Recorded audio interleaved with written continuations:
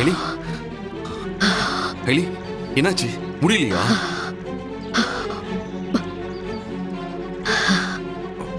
ஐலி நீ தப்பா நினைச்சுக்கலன்னா,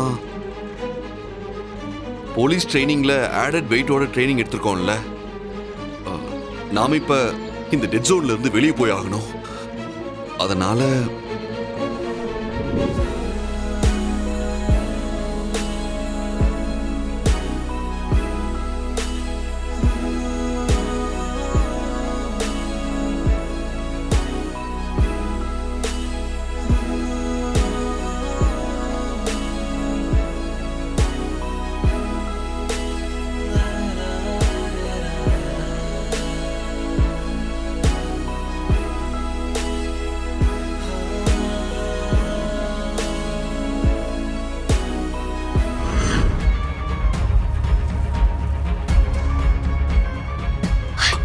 சிவா,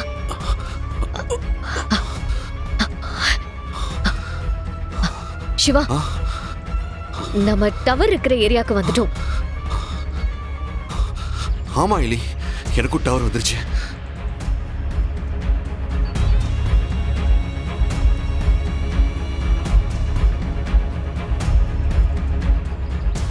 சிவா, பாவை போன கண்டெய்னர் லாரிய பாசிமணி வச்சு தேடிட்டு வர டீம் இந்த ஒரு டைரக்ஷன்ல இருந்து வந்துட்டு இருக்காங்க. அதோட அவங்க அனுப்புன லைவ் லொகேஷன் இங்க பக்கத்துல தான் காட்டுது. அப்போ அந்த கண்டெய்னர் லாரி இந்த வழியா தான் வந்திருக்கா?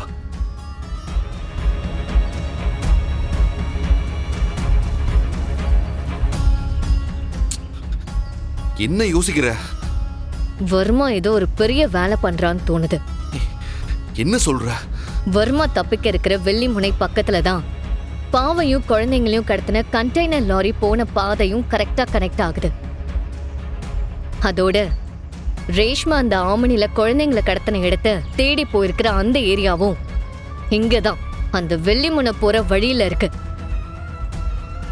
அப்போ மூணுக்கும் நடுவுல கம்மி டிஸ்டன்ஸ் தான். ஒருவேளை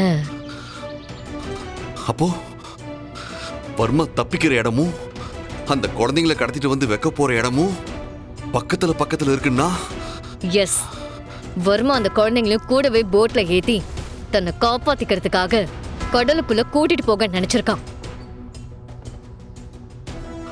ஐலி, ஒரு பக்கம் பாதியா இன்னொரு பக்கம் பாதியா அவன் கடத்தின குழந்தைங்களை பிரிச்சு நம்மள டைவர்ட் பண்ண பிளான் பண்ணியிருக்கான். அதோட மட்டும் இல்ல, முன்னாடியே பிளானை மாத்துறதுக்கான ஐடியால தான் இருந்திருக்கான்.